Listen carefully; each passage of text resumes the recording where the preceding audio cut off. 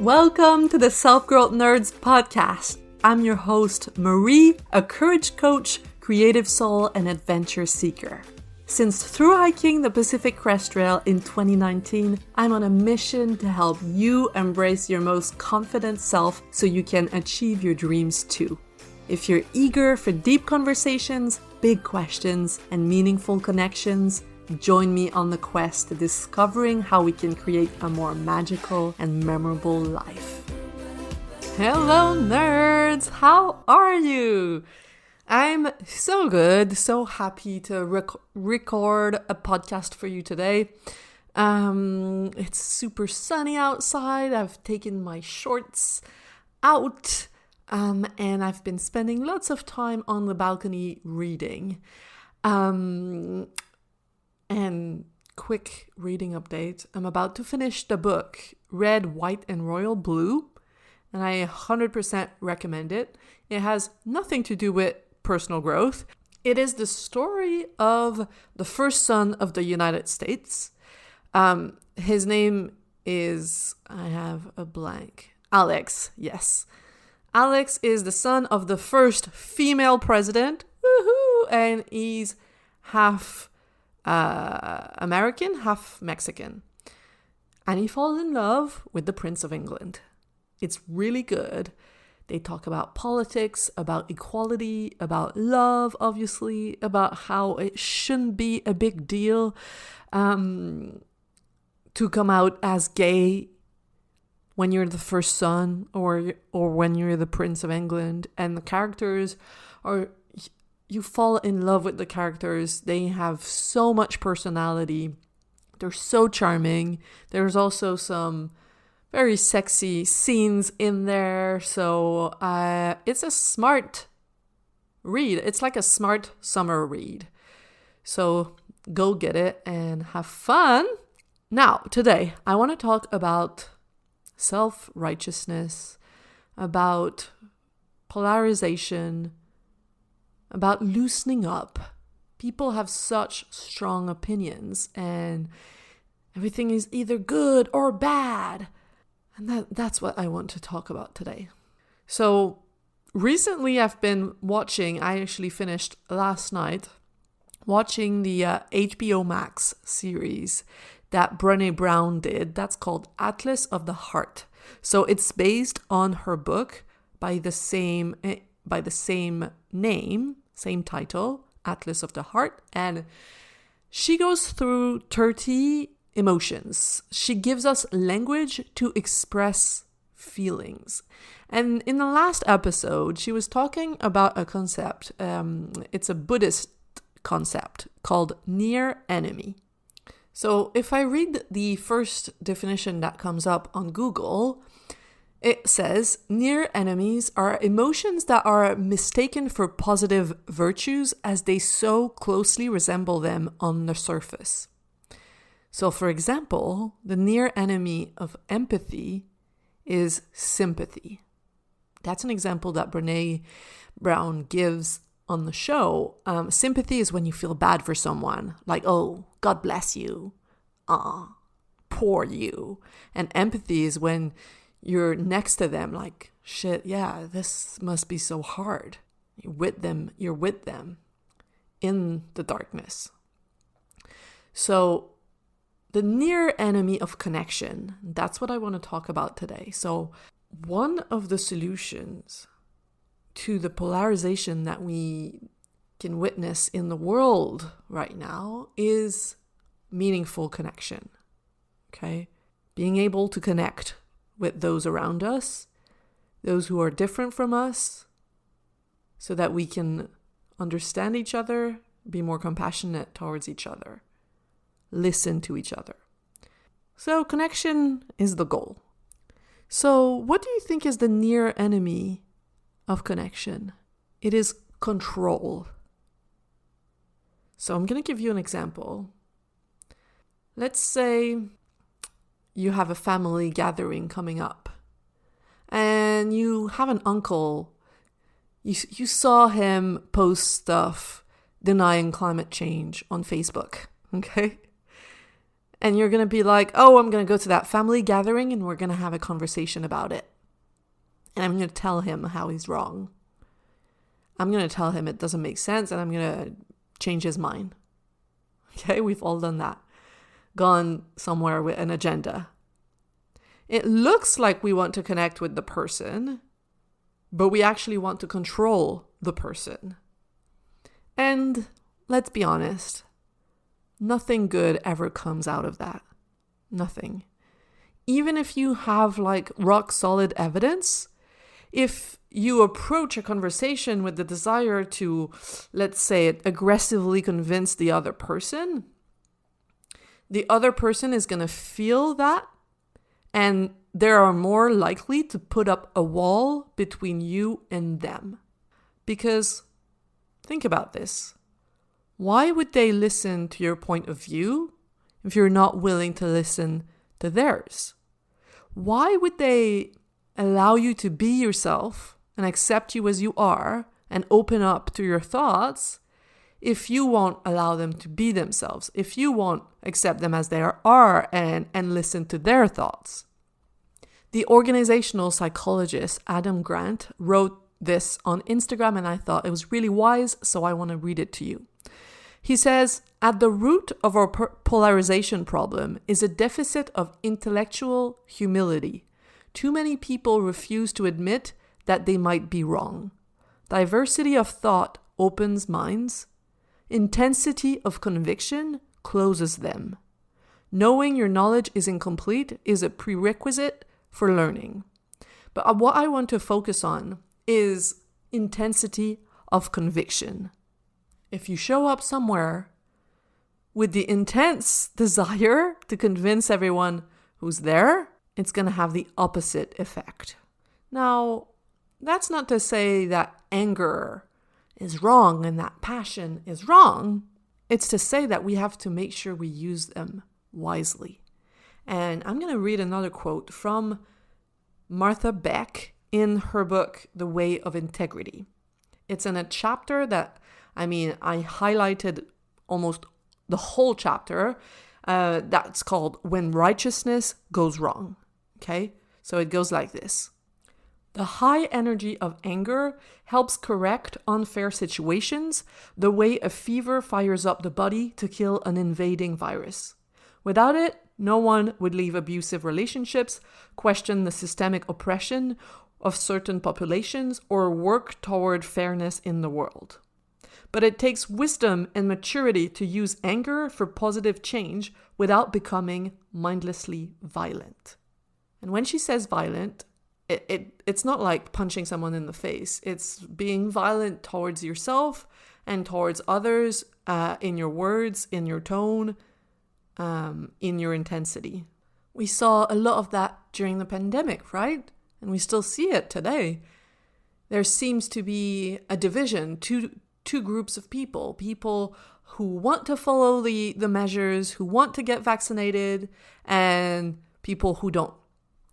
And on both sides, everyone's convinced that the other side is wrong. So what's the solution? Is it to argue until we're blue in the face about the evidence? No, that doesn't work. That's been tried, and it doesn't work.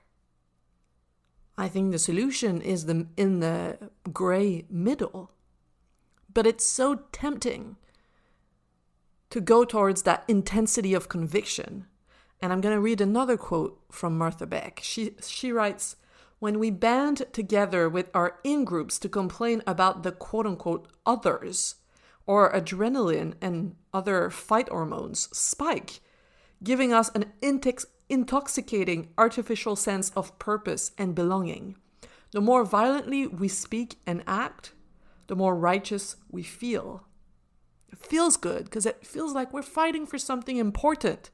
But there are people fighting for quote-unquote something important on both sides of every topic. It's the same thing with Democrats and Republicans. There's no way these two groups of people are going to agree on everything, no matter how we phrase something.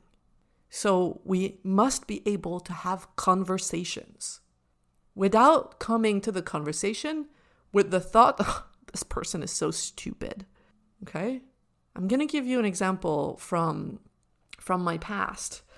When I was in the UK, I had a coffee truck, and we went to get vinyl put on the coffee truck. So basically it's like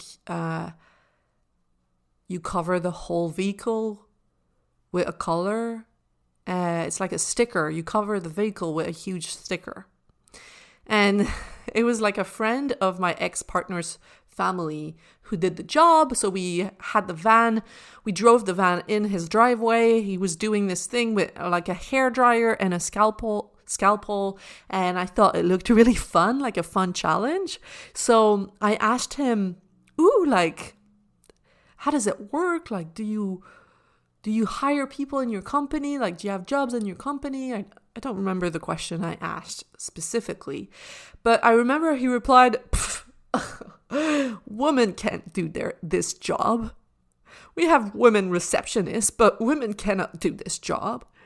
And my reaction back then, that was like almost 10 years ago, is I ran inside the house and I started bawling and talking about how much I hated him and how wrong he was. And I felt so hurt, right? And I can understand my past self, definitely. But what happens in a situation like this is he just keeps thinking his thoughts about women. Nothing changes. I'm just being violent towards myself and towards him in my mind. Instead, I could have stood there and gotten curious. Not judging him, just being like, why'd you think that? And get deeper into his way of thinking, trying to see where it comes from. Then maybe, just maybe, we could have made progress on both of our ways of thinking. I might have had compassion for him, where he's come from, how he's grown up, what he's been taught growing up. And he might also have had more compassion for me, and his mind might have opened up and thought, maybe she could do it. Just maybe. Okay. And I'm a very emotional person. I'm always going to be. But I've learned over the years to react with more stoicism. Now, for those of you who don't know, the Google definition is stoicism teaches the development of self-control and fortitude as a means of overcoming destructive emotions. The philosophy holds that becoming a clear and unbiased thinker allows one to understand the universal reason. Stoicism has changed my life, okay? And it sounds boring, and I'm not telling you to not be who you are and to not have emotion. Of course, feeling is a beautiful thing. I'm a number 4 on the Enneagram. I'm like full of feelings, okay? This is beautiful, but it's not always useful, and it can be detrimental to your mental health. That's why it's important to shift our thinking so that our thoughts do not send us on roller coasters of emotions when it's not necessary. And I know it's easier said than done, but if I've managed to make that switch, so can you, okay? I was the person who just burst out crying in a meeting or burst out crying at the dinner table with my family. Like, ask my sister. My sister would say, Marie's about to cry again. I think I told you that story before. So stay with me. When you get emotional, it can get in the way of you taking meaningful action and making meaningful connection. And those two things, I believe, are what's going to change the world. But when you get emotional, your nervous system activates and you're in fight or flight mode. When that happens, you lose access to your most powerful cognitive capacities. You cannot solve problems. You cannot come up with creative solutions. So that's why it's so important to be able to regulate our emotions so that we are able to take action in a way that serves us and the world. And how we do that is by changing what we believe, changing the way that we think. So if we go back to the example of the guy in the driveway who said, women cannot do this. My belief was, he's an asshole. He's wrong. And he's wrong for thinking that. That's what sent me crying in the house. Whereas now, looking back, I think he's just a person who's grown up being told things like that. So he still believes that. But, he's not a bad human in itself. He has a daughter. I'm sure he's a good dad in many ways. It's just something, it's just words in his brains that are imprinted in there that doesn't make him less than. We're equal, and we can have a conversation about this. I would also make it mean that he's rude. Like, he shouldn't say things like that. It's not rude. He's just speaking his point of view. That's fine. It's just one person's point of view. It doesn't mean anything about the world. It doesn't mean anything about me. It just means this person has this point of view. That's it. We get so worked up because we give dramatic meaning to situations that are more neutral than we think. There's been a lot of talk recently about abortion, right? I'm 100% pro-choice, 100%. Do what you want with your body. But let's say you have someone in your family that doesn't agree with this. Obviously, you care. Obviously, you want them to think differently. Obviously, to you, it doesn't make sense to think this way. And I get it, 100%. But if you have the chance to sit down with the person in your family who doesn't agree with you, what's going to be the best approach? I guess sometimes emotions are going to come up and the tone is going to rise because you're passionate and because this is important for you. And that's fine. If it comes from a place of owning who you are and what you believe in, rather than a place that's accusatory, like you are wrong and I'm going to prove it to you. Do you see the difference? In the second one, you're trying to manipulate the way they think, and that never works. That's control. That's the near enemy of connection. You have to lead by example. That's the only leadership that truly works in the long term. Think about parents who tell their children not to do something that they themselves do. Don't lie, but I can lie. It's just like people who fight for world peace, who go to war for world peace. It doesn't make sense. So I hope I managed to drive my point across. Let's think about an area in our life where we could benefit from some loosening up of the mind, where we could let go of our judgments, our rigidity, and make space for compassion, for curiosity. Why do people do what they do? It's not because they're morons. Everyone has a story. Everyone, I believe, does their best. And I also believe that change happens through connection. So yes, be passionate. Yes, be emotional. But do also learn to zoom out.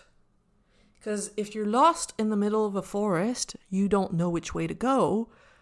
It's like you're lost in the problem, you're lost and you don't know what to do. Whereas when you zoom out and you can see the forest from above and the whole landscape, you have a better idea of where to go and what to do. So that's it for this week. I hope this was helpful for you. And we talk a lot about this in Brave and Bold. It's funny how Stoicism has so many parallels with coaching. I teach my clients how to let go of the mind drama and think in a way that is going to allow them to take action. Because thinking doesn't change the world.